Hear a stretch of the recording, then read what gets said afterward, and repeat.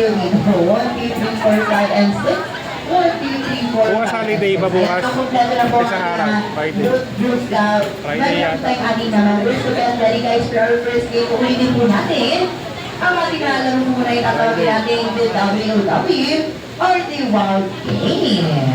Pero kung may idea sa inyo, sino po nakakala ng saan ang laro po natin, taas ang kamay. Wala po nakakaalam. Alright, so makinig ko na mabuti sa akin guys, kay Kuya Cedric. Ay, natituturo ko sa inyo paano natin na laruin ang ating first WOW Wild Game. Ay, si Mami Early, samahan po kami sa harapan upang masaksyan po natin ang mga talent po ng ating mga players. Ano po?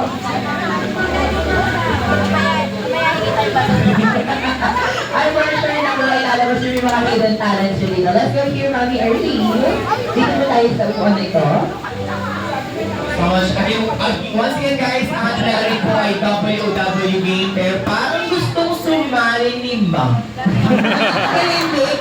Parang gustong sumali na. Alright guys, and so makinig po ng mabuti for our WOW Wow Game. Para kung grupo ay magkakaroon po ng logo, at ang logo po ay ilalagay po natin sa ating pagitan ng hita, iikot sa red chair. After po natin umikot, itataas po ang logo, at kailangan niyo pong i-spell ang title ng game, which is WOW, gamit po ang balakang. Nang mabilis at malinaw like this. W. Ayan. Ganyan. Diba? Parang hawak niyo yung beat mo. Ayan, so muli po, once again, nakinig ang mabuti, ang balon po ilalagay natin sa ating pagitan ng hita, iikot sa red chair. After po umikot, itataas ang balon at kailangan niyo po i-spell ang title ng game, which is WOW, gamit ang balakang. Nang mabilis at malinaw like this. W-O-W. Wait lang po yun. Ay, bakit? May concern si Ma'am, paano daw naging W-O-W? Tapos ganito siya, Ma'am, bakit ayun, tingnan mo natin. W. Oh, W. Ganyan.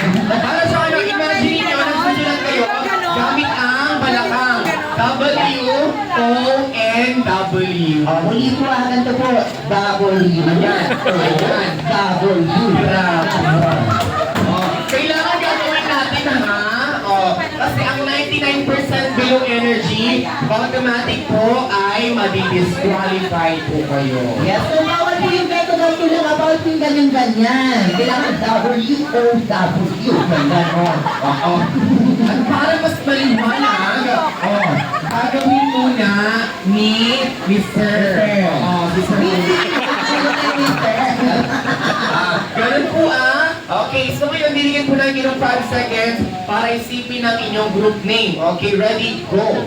5, 4, 3, 2, 1, and 0. Okay, let's start with this team. Easy skill po nila ang team, okay? Kaya team Eddie Wow!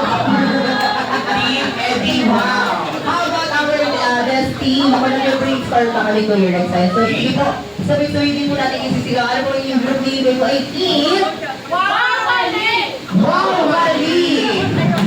Eddie Wow! Wow Bali! Wala?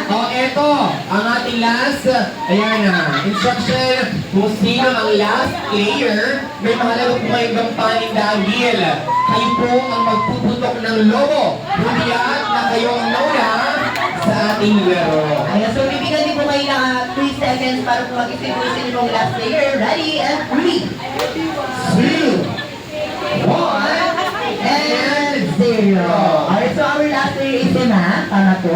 Our last player also is si Kuya AJ. Okay, so muli po ang last player po natin.